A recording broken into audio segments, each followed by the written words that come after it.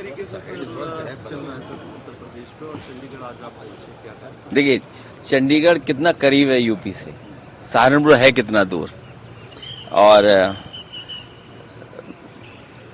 क्योंकि चंडीगढ़ एक planned city है।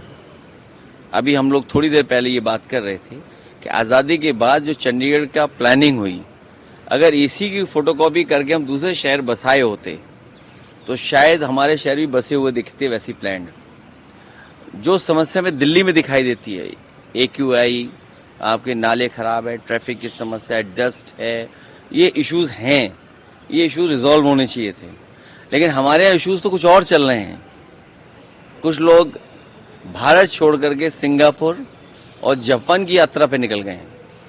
हमारे धर्म की सबसे पूजनीय शंकराचार्य, उन पर झूठा मुकदमा लगाना। जब मेले में, आयोजन में उन्होंने जो रास्ता तय किया था, उसी पे आपत्ति थी प्रशासन को। और जिन लोगों ने उन्हें स्नान नहीं करने दिया, कार्रवाई उन पे होनी चाहिए थी। सुनने में आ रहा है उनके पक्ष में 2 डिप्टी CM आ गए हैं। अगर 2 डिप्टी CM उनके पक्ष में हैं तो सरकार कैसे चल सकती है?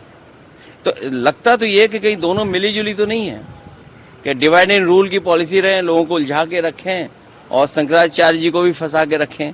दुख की बात है कि हमारे सनातनी धर्म के पूजनीय शंकराचार्य जी के साथ व्यवहार तब हो रहा है जब भगवाधारी हमारे मुख्यमंत्री हैं। सर, SIR पे क्या कहेंगे? SIR वोट काटने के लिए हो रहा है और इससे सावधान रहना चाहिए सभी विपक्षी पार्टियों को। यूपी में जो हम लोगों ने फेस किया, बीजेपी के हेड ऑफिस से और कोई अनरजिस्टर्ड संगी साथी लोग हैं, उनका कोई सॉफ्टवेयर है या उनके पास कोई एजेंसी है, वो बाकायदा फॉर्म 7 भर करके भेज रहे हैं। यूपी के बहुत सारे लोग पंजाब में होंगे जो यूपी छोड़ करके आए होंगे काम के लेकर के, उनका ये वोट काट देंगे। फॉर्म 7 हम लोगों ने पकड़ा। एक व्यक्ति जो अंगूठा मारता था, उसके बीजेपी के लोगों ने दस्तखत कर दिए। अभी मैंने अपनी कॉन्स्टिट्यूंसी में पकड़ा और आज की खबर है वहां पर कि हमारे नगर अध्यक्ष के नकली साइन और एक मुस्लिम का वोट काट दिया। क्या आपको नहीं लगता इसमें तो जो वोट काटने की एक्सरसाइज हो रही है, होना ये चाहिए कि वोट कैसे जुड़े, सबके कोड वोट कैसे बन जाएं।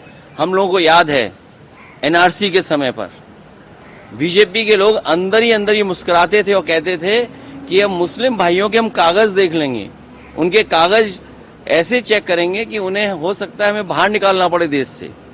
और सच्चाई तो ये है कि यूपी में 4 करोड़ लोगों को कागज ढूंढने पड़ रहे हैं और उसमें हिंदू हैं सब। बहुत से लोग हैं पंजाब के बस गए यूपी में जाके। आप देखिए, हमारे यहाँ 37 विधानसभाएं हैं जहां सिख समाज की पॉपुलेशन है। 37 कॉन्स्टिट्यूंसीज हैं, असेंबली कॉन्स्टिट्यूंसीज। और पूरा उत्तराखंड बॉर्डर पे सिख भाई है। यहाँ से बॉर्डर देखिए आप, हिमालय के फुटहोल पे आखिरी तक पूरा सिख समाज बैठा हुआ है। सबको कागज ढूंढना है और सबसे ज्यादा गरीब को कागज ढूंढना है। सर, AI समिट पे क्या कहेंगे? रिसेंटली AI समिट में जो गलगोटिया ने किया और जो कांग्रेस की तरफ प्रदर्शन किया गया, उसमें क्या कहेंगे? देखिए, गलगोटिया ने जो किया वो नहीं करना चाहिए था। ये भारत सरकार की गलती है। भारत सरकार को डेलीगेट्स को बुलाने से पहले डेलीगेट्स के बारे में जानकारी रखनी चाहिए थी कि डेलीगेट्स क्या वहां पर शो करने जा रहे हैं। ये भारत सरकार की गलती है, नंबर 1। नंबर 2, भारत सरकार की जितनी भी एजेंसीज हैं, जो उनकी गुप्त एजेंसियां हैं, वो क्या कर रही थी? अगर उन्हें यही नहीं पता लगा कि कोई प्रदर्शन करने जा रहा है तो उन एजेंसीज पे कार्रवाई क्या की है?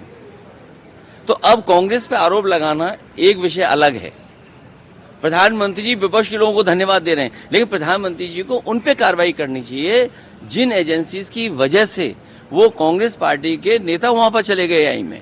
और जब कितने देशों के वहां डेलीगेट्स थे, जो सिक्योरिटी ब्रीच हुआ है उसकी जिम्मेदारी किसकी है? प्री स्क्रीनिंग नहीं हुई पहले। नहीं, सिक्योरिटी ब्रीच किसकी जिम्मेदारी है? अगर सिक्योरिटी में लैप्स हुआ तो वो जिम्मेदारी किसकी है? जहां इतने देशों के डेलीगेट्स थे उसकी जिम्मेदारी किसकी है? वो जिम्मेदारी